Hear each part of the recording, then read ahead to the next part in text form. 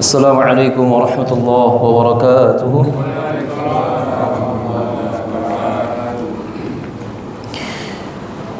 Alhamdulillah hamdan katsiran thayyiban mubarakan fih kama yuhibbu rabbuna wa yardah.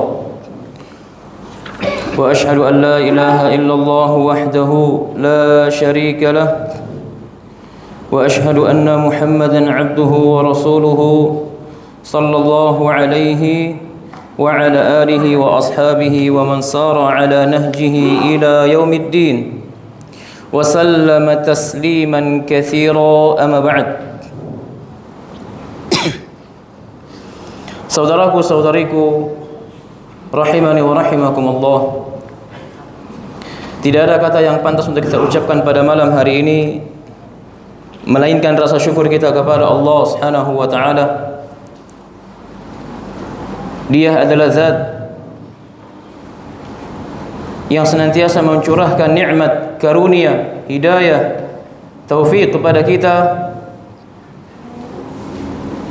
Dan Allah Subhanahu wa taala senantiasa mencurahkan segala bentuk rahmatnya kepada kita. Dan terkadang hamba tersebut tak menyadarinya, jemaah. Ustadznya di sini, jemaah. Antum kenapa ngeliat ke sana? Saya di sini. Baik. Ya. Dan di antara bentuk syaitan mengelabuhi manusia di majlis ilmu adalah dia memalingkan pandangan manusia dari apa? Dari ilmu itu sendiri. Fadilatul Syekh Sulaiman bin Salimullah Ruhaili pernah mengatakan, syaitan enggak bakal tinggal diam ketika seorang hamba hadir ke majlis ilmu. Dia akan berusaha, jasadnya hadir, tetapi dibuat hatinya tidak hadir bersama fisiknya. Maka ketika kita hadir ke majelis ilmu, kita berusaha untuk fokus, mencatat ilmu dan mempelajari agama Allah Subhanahu wa taala. Saudaraku-saudariku yar'akumullahu jami'an. Islam merupakan satu-satunya agama yang Allah ridhai, dan Islam adalah agama yang memberikan segala macam solusi bagi kehidupan seorang hamba. Dan ilmu agama Allah, Al-Quranul Karim, di antara inti ilmu, di antara ilmu-ilmu yang ada. Dan Al-Quran merupakan solutif bagi kehidupan seorang hamba. Sebagaimana firman Allah Subhanahu wa taala yang telah kita sampaikan di dalam Al-Quran di surat An-Nahl di ayat ke-89, Allah Subhanahu wa taala mengatakan, "Wa nazzalna 'alaikal kitaba tibyanan likulli syai'." Allah senantiasa menjadikan Al-Qur'an, Allah telah menurunkan kepadamu Al-Qur'an untuk apa? Tibyanan, sebagai penjelas, likulli syai'in, sebagai penjelas bagi segala macam problematika dalam kehidupan seorang hamba. Apapun masalah kehidupan rumah tangga, kehidupan sehari-hari, maka semua solusi ada di dalam Al-Quranul Karim. Bukan cuma itu, wahudan, kata Allah, Al-Quran juga petunjuk, warahmatan, sebagai kasih sayang, wa busyra, sebagai pemberi kabar gembira. Bagi siapa? Lil muslimin, bagi mereka yang berserah diri kepada Allah. Maka kita harus senantiasa kembali kepada Allah, yakni kembali belajar, kembali ke majlis ilmu. Maka dengan majlis ilmu, jiwa-jiwa seorang hamba yang beriman kepada Allah akan merasakan kenyamanan, ketenangan ketika berada di dalam majlis ilmu. Saudaraku-saudariku yang a'akumullahu jami'an, perlu diketahui bahwasannya hadirnya kita ke majlis ilmu itu bukan hanya sebatas hadir, tidak. Tetapi banyak keutamaan yang kita dapat, banyak benefit, banyak fadilah yang kita akan dapatkan. Benefitnya banyak, jemaah. Di antara keutamaan, benefit yang kita akan dapatkan ketika kita hadir ke majelis ilmu, ketika kita selesai bermajlis, kita hendak pulang kembali ke rumah-rumah kita, maka malaikat Allah mengatakan kepada kita, "Qumu, berdiri kalian." Allahu Akbar. Kumu, berdirilah kalian, sungguh kalian telah diampuni. Kumu maghfuran lakum, berdirilah kalian, sungguh kalian telah diampuni oleh Allah Subhanahu wa taala. Allahu akbar. Lihat jemaah, kita diampuni semua dosa-dosa kita. Dosa yang besar, dosa yang kecil, semua diampuni oleh Allah Subhanahu wa taala. Lihat, ketika kita hadir ke majelis ilmu. Tetapi semua benefit itu tidak bisa kita dapatkan kecuali kita hadir ke majelis ilmu dengan apa? Dengan ikhlas lillahi taala. Mengharapkan wajah Allah, mengharapkan ridha Allah Subhanahu wa taala, menghendaki kita ingin mengangkat kebodohan yang ada pada diri kita, dan kelak kita akan mengangkat kebodohan tersebut pada keluarga kita serta orang lain. Saudaraku, saudariku yang ra'akumullahu jami'an, maka bersemangatlah untuk senantiasa hadir ke majelis ilmu dalam rangka mempelajari ilmu agama Allah Subhanahu wa taala. Dan pertemuan kita di majlis ini adalah majlis yang berkaitan dengan sirah Nabi sallallahu alaihi wasallam. Suatu sejarah perjalanan hidup yang kita akan berbicara dengannya akan sosok manusia yang paling harum namanya. Manusia yang paling dicintai oleh Allah Subhanahu wa taala, dia adalah Nabi kita Muhammad sallallahu alaihi wasallam. Saudaraku kaum muslimin yarhakumullahu jami'an. Pembahasan kita telah melewati akan fase yang kedua. Fase dakwah yang kedua. Fase apa? Dakwah jahriyah. Telah kita sampaikan bahwasannya setelah Nabi alaihi salatu wassalam nubbi'a biqra, diangkat sebagai seorang nabi dengan firman Allah, wahyu Allah, iqra bismi rabbikal ladzi khalaq. Nabi enggak bisa baca, Pak. Lihat bagaimana perasaan beliau ketika kita mempelajari sirah jamaah. Kita berusaha untuk masuk ke dalam cerita tersebut, ke dalam histori tersebut jamaah, agar kita bisa merenungi betapa beratnya kehidupan Nabi alaihi salatu wassalam. Ya, Nabi sallallahu alaihi wasallam itu diangkat sebagai seorang nabi dengan wahyu Allah Subhanahu wa taala, iqra bismi rabbikal ladzi khalaq khalaqal insana min 'alaq, sampai 5 ayat ke depan. Bagaimana ketakutan Nabi alaihi salatu wassalam. Kemudian Nabi alaihi salatu wassalam diangkat sebagai seorang rasul. Wa ursila bil muddatsir. Nabi alaihi salatu wassalam diangkat sebagai seorang rasul dengan firman Allah Subhanahu wa taala, ya ayyuhal muddatsir qum fa'anzir. Bangkitlah, bangunlah wahai Muhammad, dan berikan peringatan kepada mereka, yakni kepada siapa? Kepada keluargamu terutama, kemudian kepada bangsa Arab yang lainnya, kepada manusia secara umum, dan secara khusus kepada keluarga beliau. Akan apa? Akan menjadikan sesembahan hanya kepada Allah Subhanahu wa taala, mentauhidkan Allah, meninggalkan kesyirikan-kesyirikan. Allahu akbar. Lihat jemaah, bagaimana perasaan Nabi alaihi salatu wassalam ketika beliau sebelum diangkat sebagai seorang nabi dan rasul, beliau diberikan gelar jemaah, titel yang paling tinggi, bukan titel akademis, sahih, tetapi titel yang paling tinggi adalah titel yang dilakopi oleh apa? Oleh masyarakatnya. Lihat, titel beliau apa? Al-Amin.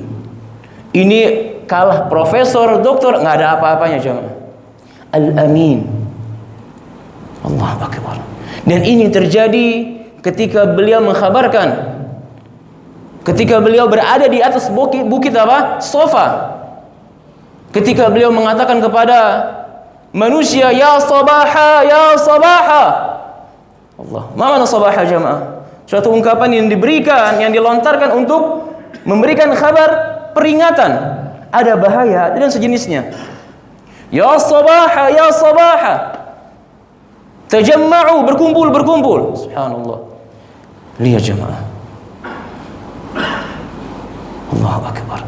Ketika Nabi alaihi salatu wassalam diangkat sebagai seorang nabi dan rasul, beliau baru diperintahkan untuk mulai berdakwah. Di 3 tahun pertama beliau mulai berdakwah dengan fase yang pertama, fase dakwah sirriyah. Berapa tahun? 3 tahun, 3 sanawat. Iya, beliau mulai dari siapa? Istri beliau, sahabat terdekat beliau Abu Bakar Siddiq radhiyallahu anhu. Iya, sembunyi-sembunyi. Allahu akbar. Setiap hari para sahabat berkumpul bersama Nabi, disampaikan wahyu yang turun kepada beliau, belajar setiap hari jamaah. Sembunyi-sembunyi jamaah. Lihat bagaimana kondisi pada saat itu. Kemudian turun firman Allah Subhanahu wa taala dalam Al-Qur'an. Yang mata kita sampaikan khilaf para ulama akan perintah awal dakwah jahriyah. Sebagaimana firman Allah Subhanahu wa taala dalam Al-Qur'an di surah Asy-Syu'ara di ayat ke-214. Allah Subhanahu wa taala mengatakan, "Wa anzir 'ashiratakal aqrabin." Lihat jemaah. Maka berikan peringatan kepada keluargamu dan kerabat-kerabat terdekatmu wahai Muhammad. Ini awal perintah untuk melakukan dakwah secara terang-terangan jemaah. Kata Al-Imam Ibnu Qayyim, ayat yang pertama yang turun kepada beliau untuk memerintahkan dakwah secara terang-terangan adalah firman Allah dalam Al-Qur'an di surat Al-Hijr di ayat keberapa? Naam. Allah Subhanahu wa taala mengatakan fasda' bima tu'mar wa a'rid 'anil musyrikin. Terus berjuang wahai Muhammad, sampaikan apa yang Allah wahyukan kepadamu. Dan berpaling, jangan kau hiraukan ucapan orang-orang yang enggak mau beriman kepada orang-orang musyrik, enggak mau mengikutimu, biarkan. Lihat, jangan kau berpaling kepada mereka. Ini mulai awal perintah Nabi untuk melakukan dakwah jahriyah secara terang-terangan. Telah kita sampaikan pula di pertemuan yang lalu bahwasannya jemaah, ketika Nabi alaihi salatu wassalam mulai diperintahkan untuk dakwah jahriyah, Nabi mengumpulkan keluarganya. Ya, di kediaman beliau acara makan-makan yang kita ketahui itu kumpul sejumlah 540 orang. Untuk apa? Walimah, acara makan-makan. Niatnya Nabi alaihi salatu wassalam, selepas makan, beliau hidangkan makanan, jamuan makan dan minum. Selepas mereka kenyang, Nabi ingin mengkhabarkan, mengajak mereka bahwasanya ini Rasulullah, begitu. Tetapi sabaqahu Abu Jahal. Ini sini si Amik nih, Abu Jahal nih. Udah kesal aja dengar Abu Jahal, subhanallah ya. Si Amik nih, si paman nih, paman Nabi alaihi salatu wassalam. Ya. Apa kata Abu Jahal kepada Nabi alaihi salatu wassalam? Wahai Muhammad, sesungguhnya di hadapanmu ini ada paman-pamanmu, ada keluarga-keluargamu. Fatakallam wada'is sibah. Maka bicara yang benar dan tinggalkan pembicaraan seperti anak-anak. Lihat jemaah.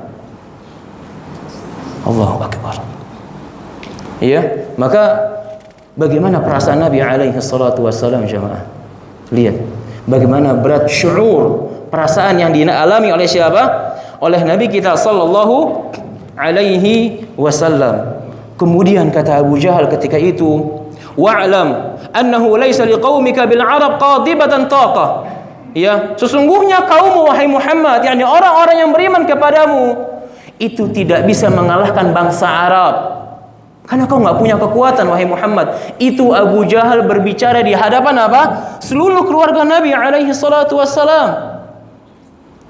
Allahu akbar. Lihat jemaah, bagaimana sakitnya perasaan Nabi alaihi salatu wassalam. Tetapi Nabi fasakat, Nabi sekut, diam aja, Nabi enggak bicara sama sekali. Iya. Kemudian Abu Jahal mengatakan, wa ana ahaqqu man akhadak. Ana lebih berhak untuk mengazabmu, untuk menyiksamu, untuk memberhentikan dakwah yang kau serukan itu kepada bangsa kami, kepada kaum kami. Kenapa? Karena aku adalah pamanmu. Satu, yang kedua, aku adalah orang yang paling dikenal di bangsa Arab. Abu Jahal. Iya. Fahasbuka banu abik. Maka cukup keluargamu yang senantiasa melindungimu wahai Muhammad. Yani kalau bukan karena ada pelindungan dari keluargamu, habis udah. Tuh Abu Jahal mengatakan demikian jemaah. Setelah mereka pulang, enggak jadi tuh Nabi mengatakan hal tersebut, berdakwah kepada keluarga dan manusia lainnya. Diajak walimah yang kedua. Ya. Di hadisnya Ali bin Abi Thalib. Ketika itu Nabi alaihi salatu wasallam mengajak mereka makan, ya.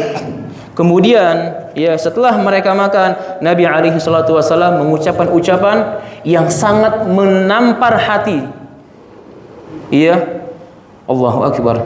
Kata Nabi alaihi salatu wassalam, Nabi memuji Allah Subhanahu wa taala dan Nabi senantiasa meminta pertolongan kepadanya. Ya, wa uminu bihi wa atawakkalu alaihi. Aku beriman kepadanya dan aku senantiasa bertawakal kepada Allah. Dan aku bersaksi bahwa tidak ada ilah, Tidak ada Tuhan yang berhak disembah dengan benar kecuali Allah. Ya. Dan Dia adalah Zat yang Maha Esa, tidak ada sekutu bagi Allah Subhanahu wa taala. Kata Nabi alaihi salatu wassalam di hadapan seluruh keluarganya jamaah, lagi-lagi nih ada Abu Jahal sini. Nih Ami nih ngeselin. Udah 4 aja dengerin, udah dia orang nih kesel aja kita dengernya. Lihat, Allahu Akbar. Iya, pamannya padahal yang paling bahagia dengan kelahiran keponakannya Muhammad sallallahu alaihi wasallam.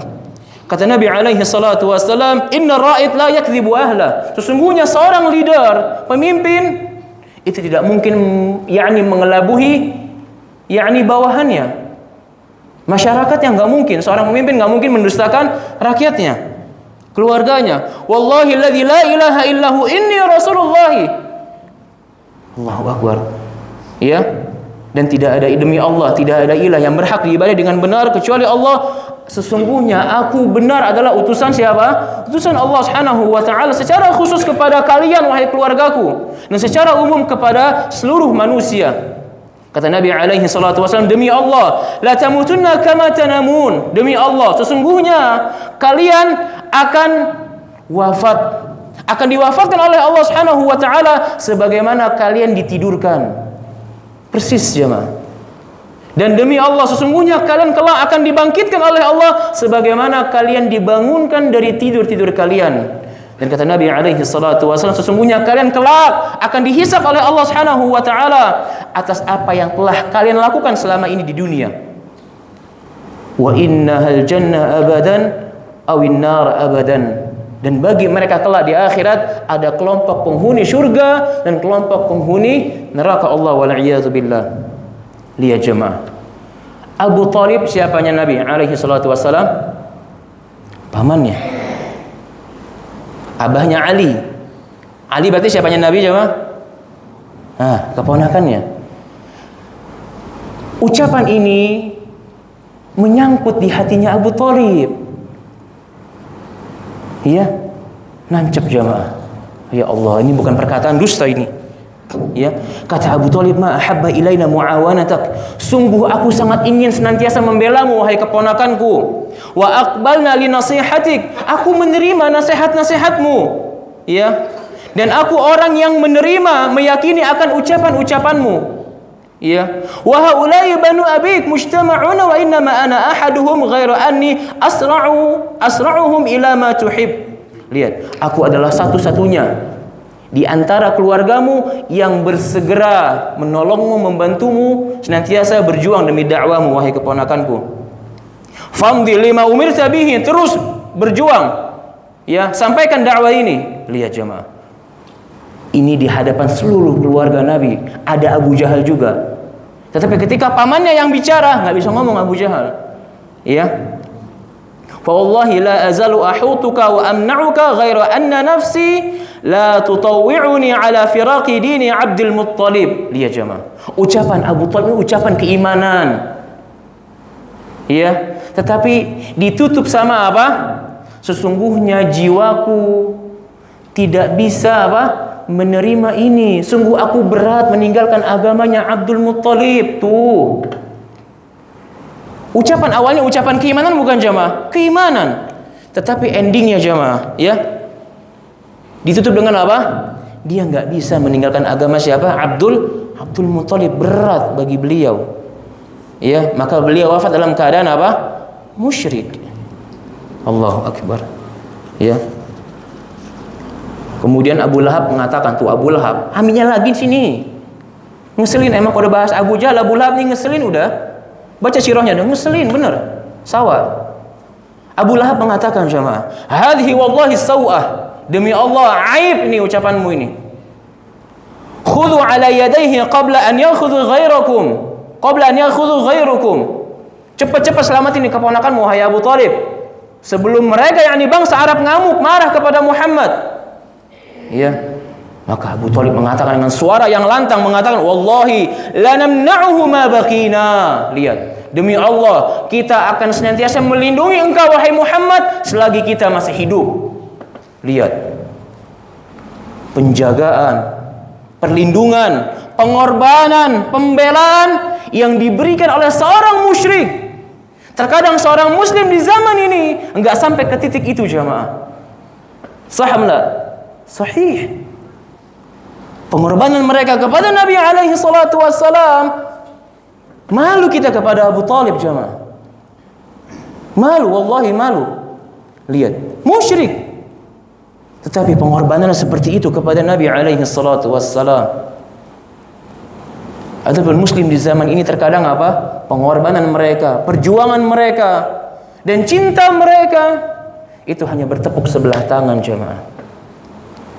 Enggak sesuai dengan apa? Amalan-amalan mereka, tuntunan yang dituntun oleh Nabi alaihi salatu wassalam. Allahu akbar. Saudaraku kaum muslimin, kaum muslimat, yar'akumullahu jami'an. Ya. Kita masuk ke pembahasan naqifu. Berkata penulis hafizahullah taala Fadilatul Syekh Profesor Dr. Zaid bin Abdul Karim Az-Zaid hafizahullah. Kata beliau, naqifu ma'a hadha ad-dars min as-sirah lina'khudha minhu ma yali. Maka kita coba berhenti sejenak. Mengambil apa? Mengambil pelajaran, mengambil hikmah-hikmah kehidupan. Lagi-lagi sirah itu, jamaah, bukan hanya sebatas dongeng, jamaah. Maka Al-Quran itu isinya ini sepertiga.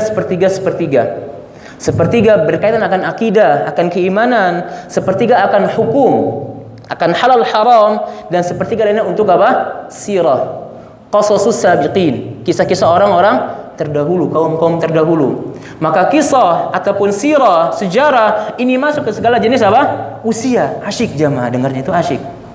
Maka antum ketika hadir ke majelis sirah jangan seperti didongengin. Ya, tetapi apa? Kita ambil pelajaran sebagaimana perkataan Ali bin Abi Thalib radhiyallahu anhu. Ya. Kata Ali bin Abi Thalib apa? Ana lupa. Kata Ali bin Abi Thalib, jadikan sirah itu sebagai apa? Sebagai pelajaran bagi kehidupan seorang manusia. Iya. Maka sesungguhnya perkara yang dahulu dan perkara yang akan datang itu ishtibah, itu serupa. Ya. Maka jadikan pelajaran sirah Nabi alaihi salatu wassalam pelajaran yang kita bisa ambil dan kita bisa terapkan dalam kehidupan kita sehari-hari. Saudaraku, saudariku, yara'akumullahu jami'an. Hikmah yang pertama dalam kehidupan seorang hamba yang bisa mereka ambil dari hikmah dakwah jahriyah Nabi alaihi salatu wassalam. Selama 3 tahun berlalu, Nabi memulai dakwah dengan dakwah sirriyah. Mereka, Nabi alaihi salatu wassalam, mengajak manusia kepada Allah Subhanahu wa taala secara sembunyi-sembunyi. Kemudian setelah itu Nabi a'lana da'watahu, mulai mengajak manusia secara terang-terangan. Mulai beliau mengajak manusia dari apa? Dari keluarga terdekatnya, sahabat-sahabat terdekatnya, ya, sampai kepada manusia secara umum. Wa kanat ad-da'watu sirriyatan wa jahriyatan turakkizu ala rabtin nasi billahi jalla sya'nuhu. Lihat, dakwah sirriyah, dakwah jahriyah itu senantiasa menjadikan pokok pembahasan Nabi, mengajak manusia untuk apa? Untuk mentauhidkan Allah, menjadikan Allah sembahan satu-satunya. Fala tata'allaqu al-qulubi ghairi.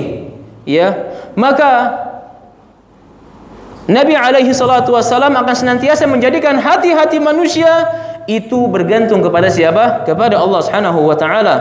Lihat, wala yanfa'ul fardu qabilatah. Sesungguhnya seorang manusia itu tidak bisa memberikan manfaat kepada kabilah-kabilahnya. Telah kita sebutkan sebagaimana ucapan Nabi alaihi salatu wasallam kepada anaknya Fatimah, kepada keluarganya Bani Hashim, bahwasannya apa? Sesungguhnya la amliku lakum minallahi syai'a. Aku enggak bisa menolong kalian di hadapan Allah kecuali apa? Keimanan kalian sendiri. Begitu. Lihat. Sesungguhnya di kehidupan dunia apa yang kalian ingin minta dariku dari harta dunia, maka aku akan berikan selagi aku masih memilikinya. Tetapi di hadapan Allah aku enggak bisa menolong kalian kecuali apa? Keimanan kalian kepada Allah, keislaman kalian kepada risalah yang aku bawa. Lihat. Ya, maka seseorang nggak bisa menolong kabilahnya, nggak bisa. Aw ashiratah, atau seseorang nggak bisa menolong keluarganya. Kullu dzalika fihi tawjihun linnas ila tauhidillah. Maka semua pembahasan ini akan memberikan pokok pembahasan kepada manusia untuk mengarah kepada mentauhidkan Allah Subhanahu wa taala dan menjadikan sesembahan hanya kepada Allah Subhanahu wa taala. Wa tilqa qadiyatun muhimmah. Dan ini perkara yang sangat penting. Ya, pembahasan itu sangat apa? Sangat penting. Hiya qadiyatul aqidah allati ta'ni taqrir al-ubudiyyah lillahi subhanahu wa ta'ala. Dan ini pembahasan penting akan akidah seorang hamba senantiasa mentauhidkan Allah subhanahu wa ta'ala di dalam peribadatan. Fala ta'bud illa iyyah, dan agar manusia tidak menyembah kecuali hanya kepada Allah, dan tidak tunduk kecuali hanya kepada syariat Allah subhanahu wa ta'ala, dan tidak menjadikan sekutu bagi Allah subhanahu wa ta'ala. Ini berlandaskan akan firman Allah Subhanahu wa taala, wa anzir 'ashiratakal aqrabin.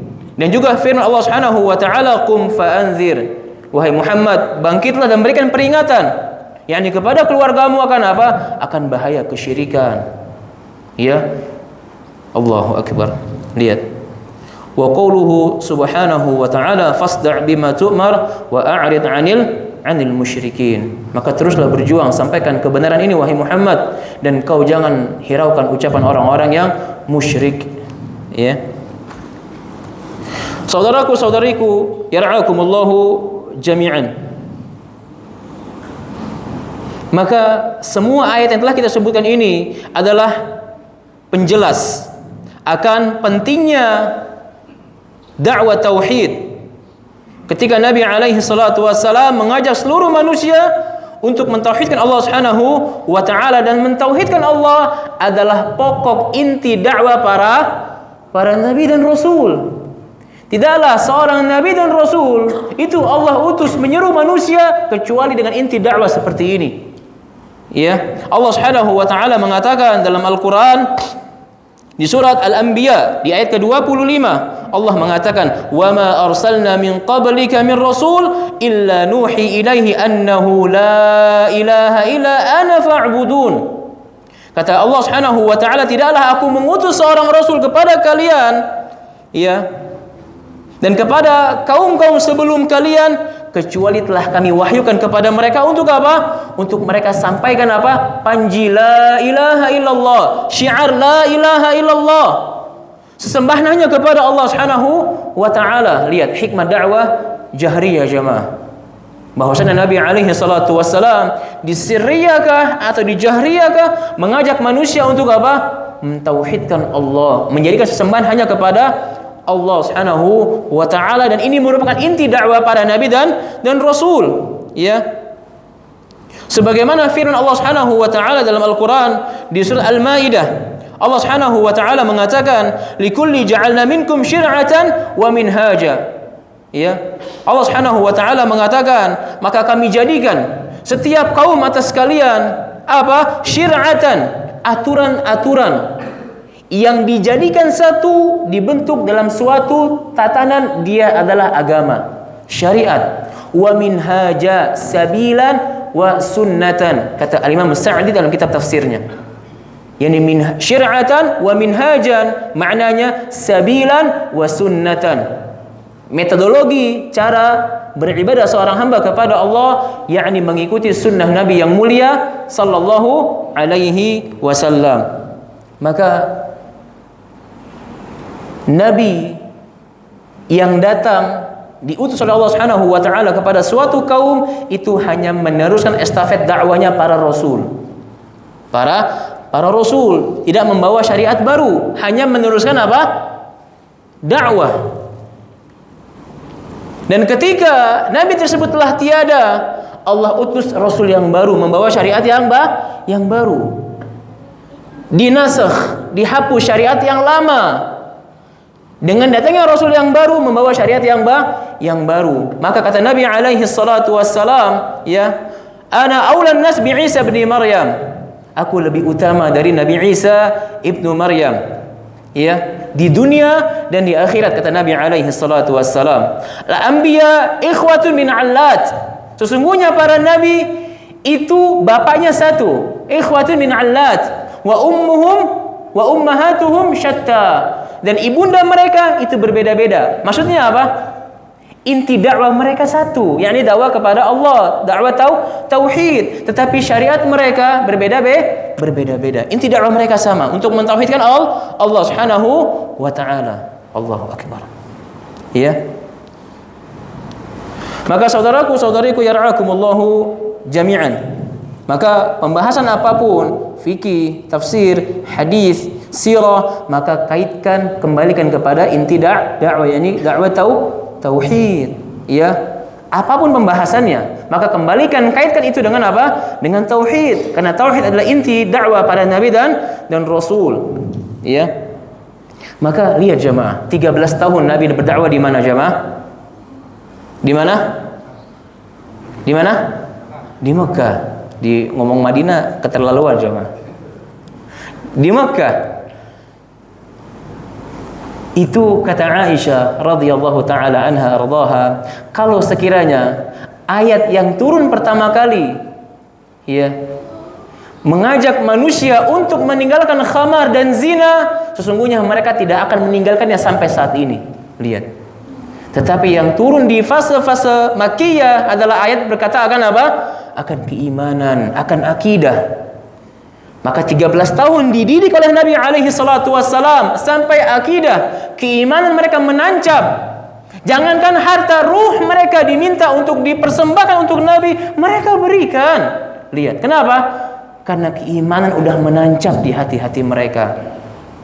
Maka ketika kita ingin berdakwah kepada saudara kita, keluarga kita, dengan sabar, dengan lembut, dan awali dakwah dengan dakwah tauhid. Kenalin siapa Allah, siapa Rasulullah alaihi salatu wassalam. Setelah timbul rasa cinta kepada Allah dan Rasulnya, maka baru sampaikan Allah mengharamkan ini loh, Nabi melarang ini loh. Begitu jemaah. Kalau antum lewat ada orang-orang nongkrong lagi main judi, lempar kartu, minum khamar, antum sampaikan akan hadis perintah larangan khamar, nggak akan ditinggalin jamaah. Betul itu, ya, nggak akan ditinggalin. Kenapa? Karena mereka nggak tahu, nggak kenal siapa yang mensyariatkan ini kepada mereka jamaah. Ya, keimanan mereka belum ada di hati-hati mereka. Maka awali dakwah dengan dakwah apa? Tauhid, dengan dakwah akidah, keimanan kepada kaum muslimin. Saudaraku yar'akumullahu jami'an. Maka kata penulis, fatauhidu idza saluha ma ba'da min al-a'mal. Tauhid seseorang apabila baik, maka baik pula amalan-amalan orang tersebut. Wa idza lam yatahaqqaq at-tauhid, maka apabila tauhid itu belum terrealisasikan dalam diri seorang hamba, fala qimata li ayyi amalin biduni, maka amalan-amalan hamba tersebut tidak memiliki harganya sama sekali, enggak memiliki dampak positif bagi hamba tersebut, ya, enggak ada manfaatnya. Karena apa? Karena enggak memiliki tauhid jamaah, ya. Sebagaimana firman Allah Subhanahu wa taala dalam Al-Qur'an di surah Al-Furqan di ayat ke-23, Allah Subhanahu wa taala mengatakan, wa qadimna ila ma 'amilu min 'amal, ya, perhatikan, faja'alnahu haba'an mansura. Ketika seorang hamba kelak datang di hari kiamat, jemaah perhatikan, ngeri ini ayat jemaah.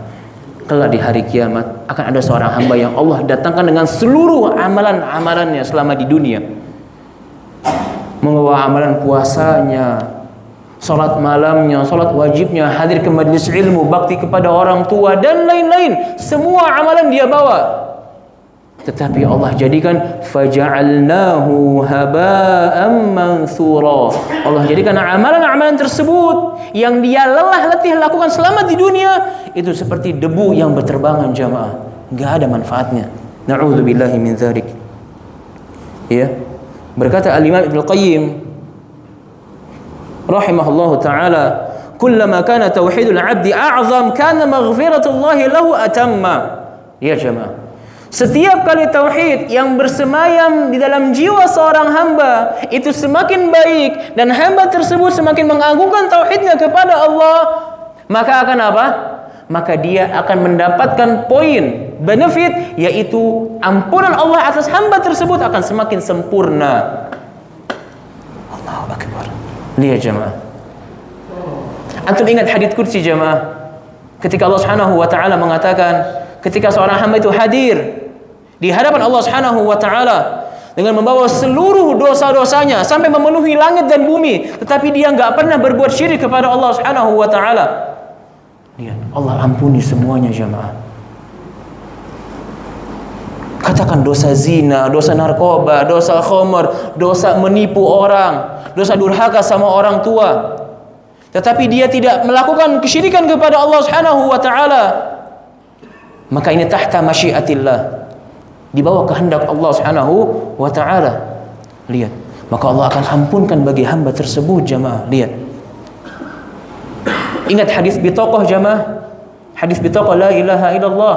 Ketika Allah hadirkan seorang hamba dengan catatan dosa sejauh mata memandang, antum bayangin jemaah, 99 sijillat, 99 catatan dosa seorang hamba.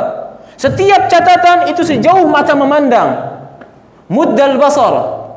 Lihat jemaah, kurang azim, kurang agung apa rahmat Allah Subhanahu wa taala.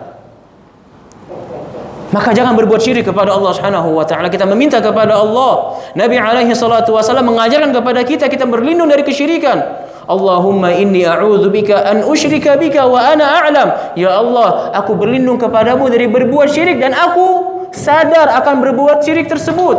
Wa a'udzubika wa astaghfiruka lima la a'lam. Dan aku mohon ampun kepadamu ya Rabb apabila aku terjatuh dalam kesyirikan dan aku tidak mengetahuinya, aku enggak menyadarinya. Lihat jemaah. Ya. Saudaraku-saudariku yara'akumullahu jami'an.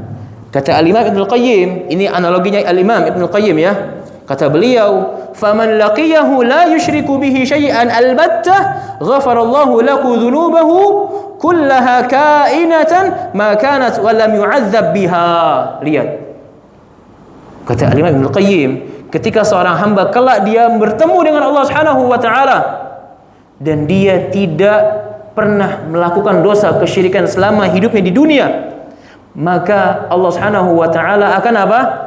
Akan mengampuni hamba tersebut. Akan apa? Akan mengampuni semua dosa-dosa hamba tersebut jemaah. Iya. Dan Allah tidak akan mengazab hamba tersebut. Lihat jemaah. Ini di antara apa? Di antara hak hamba. Di antara hak hamba. Hamba tidak akan diazab oleh Allah selama mereka tidak pernah berbuat kesyirikan. Adapun hak Allah atas hambanya disembah, menjadi zat satu-satunya yang diibadahi dengan benar. Lihat, Allahu Akbar jemaah. Maka kita harus perhatikan betapa bahayanya syirik jemaah.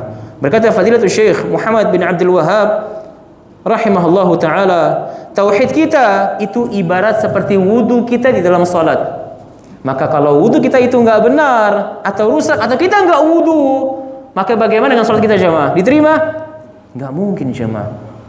Meskipun salat kita siang dan malam, enggak henti-hentinya, bertahun-tahun bahkan puluhan tahun tanpa wudu, gimana? Enggak diterima. Na'udzubillah min dzalik. Itu ibaratkan tauhid dalam amalan seorang hamba. Ya. Dan juga Al-Imam Ibnu Qayyim juga memberikan analogi yang sangat indah. Kata beliau rahimahullah di dalam kitab Zadul Ma'ad ya fi hadi khairul ibad, kata beliau, "Walamma kana al-musyriku khabith al-unsur, khabith al-dzat, lam tutahhir an-nar khubthah, bal law kharaja minha la'ada Allahu 'ala al-musyrik al-jannah. La'ada khabithan kama kan, kal kalbi idza dakhala al-bahra thumma kharaja minhu, falidzalika harrama Allahu 'ala al-musyrik al-jannata." Perhatikan jemaah. Seorang musyrik ya, ketika dia melakukan kesyirikan, sesungguhnya kelak nanti di akhirat kesyirikannya itu tidak bisa dibersihkan dengan neraka Allah. Lihat. Maka seseorang ketika dia wafat dalam keadaan dia belum bertaubat dari dosa syirik, na'udzubillah, summa na'udzubillahi min dzalik. Ya. Maka neraka itu enggak bisa membersihkan dosa syiriknya. Enggak ngaruh. Iya, enggak bisa membersihkan dosa syiriknya. Enggak bisa bersih. Seperti apa? Seperti seekor anjing. Ketika anjing tersebut berenang, dicelupkan ke dalam lautan. Apakah ketika anjing tersebut diangkat dari lautan tersebut, apakah daging anjing menjadi halal seperti daging ikan? Gak mungkin jemaah. Itu analogi Al-Imam Ibnu Qayyim rahimahullahu taala. Ya, maka kita berlindung kepada Allah dari dosa syirik. Na'udzubillahi min dzalik. Ya. Maka perhatikan jemaah. Ya. Dosa syirik adalah dosa yang sangat agung. Dan dahulu para sahabat itu sering bertanya kepada Nabi alaihi salatu wasallam akan kebaikan-kebaikan untuk mereka amalkan. Dan juga di antara sahabat juga ada yang bertanya akan apa? Akan keburukan. Ya. Di dalam hadis muttafaqun alaihi, tetapi hadis ini lafaznya milik Al-Imam Al-Bukhari. Ya, hadisnya rawahu Al-Bukhari wa Muslim, tetapi lafaznya milik siapa? Al-Imam Al-Bukhari. Berkata seorang sahabat yang sangat jalil adalah Hudzaifah ibn al-Yaman. Hudzaifah, wa ma adraka man Hudzaifah. Ya, sahabat yang menyimpan sirriyatul Rasulullah sallallahu alaihi wasallam, hal yang tersembunyi yang dikatakan oleh Nabi alaihi salatu wasallam. Kata Hudzaifah ibn al-Yaman, kana an-nas yas'aluna Rasulullah sallallahu alaihi wasallam 'anil khair. Dahulu manusia itu senantiasa bertanya kepada Nabi akan kebaikan-kebaikan. Tentu metode konsep belajar para sahabat bertanya kebaikan untuk mereka amalkan. Wa kuntu as'aluhu 'anil syarr. Adapun aku tidak. Aku bertanya kepada Nabi akan apa? Akan keburukan. Apakah untuk beliau amalkan? La, tentu tidak. Makhafatan an yudrikani, kata Hudzaifah ibn al-Yaman. Aku takut keburukan itu datang menyapaku. Aku terjatuh dalam keburukan itu. Maka aku apa? Senantiasa mengenal apa? Keburukan agar aku tidak terjatuh ke dalamnya. Lihat jemaah, ya, betapa pentingnya pembahasan tauhid. Ya, mengajak manusia untuk mentauhidkan Allah Subhanahu wa taala dan mengingatkan manusia untuk apa? Untuk jangan berbuat kesyirikan. Ya. Lihat jemaah, Nabi alaihi salatu wassalam ketika mulai turun firman Allah Subhanahu wa taala, diperintahkan oleh Allah untuk memulai dengan dakwah jahriyah, itu di kitab Rahiqul Makhtum Nabi diberikan gambaran oleh Allah akan apa? Qassasu Musa, kisah Nabi Musa kepada siapa? Kepada siapa? Fir'aun.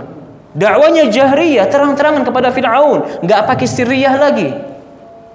Lihat, sampai Asia mengatakan kepada Fir'aun, jangan keluar di yaumuz zina, hari pertentangan antara dukun-dukunnya Fir'aun dengan mukjizat Nabi Musa alaihi salam bersama saudaranya Harun. Di surat Thaha wa Syu'ara antum baca. Allahu akbar. Lihat jemaah, Al-Qur'an ini indah, subhanallah. Kembali kepada Al-Qur'an jemaah, baca itu, fahami maknanya, tadabburi isinya. Kata Asia, jangan kau keluar, kau enggak bakal bisa menang dari Musa, kata Asia, bininya Fir'aun yang beriman. Dengan ucapan cuma begitu, itu rambutnya diikat dan disiksa sampai mati Asia itu oleh Fir'aun. Na'udzubillah min dzalik. Sampai terjadi apa yang terjadi? Ya, Fir'aun ditenggelamkan oleh Allah Subhanahu wa taala karena kesombongannya. Allahu akbar. Lihat, maka ketika Nabi mengajak manusia, kaumnya untuk mentauhidkan Allah, kau akan merasakan wahai Muhammad apa yang dirasakan oleh siapa? Nabi Musa alaihi salam. Dari bentuk siksaan, dijatuhi nama Musa, disiksa orang-orang yang mengikutinya, diazab, enggak ada henti-hentinya. Lihat jemaah. Tetapi juga akan ada di injury time, pertolongan Allah Subhanahu wa taala kepada Nabi Musa alaihi salam. Iya, lihat. Ini kisahnya indah, dan kalau kita bahas ini enggak kelar sampai malam jemaah. Ya, Allah indah, subhanallah. Antum baca di kitabnya Syekh Uthman Khamis, kitabnya Fabihudahum Iqtadi. Ikutilah petunjuk mereka, yakni petunjuk para nabi. Itu indah, subhanallah. Ya, Fabihudahum Iqtadi. Ikutilah petunjuk-petunjuk mereka, ini dari kalangan para nabi dan rasul. Wallahu taala a'lam. Mudah-mudahan jemaah yang sedikit ini bermanfaat buat kita semua. Semoga kita bisa mengambil manfaat dari pembahasan setiap malamnya, dan kita pulang dalam keadaan dosa-dosa kita telah diampuni semua oleh Allah Subhanahu wa taala.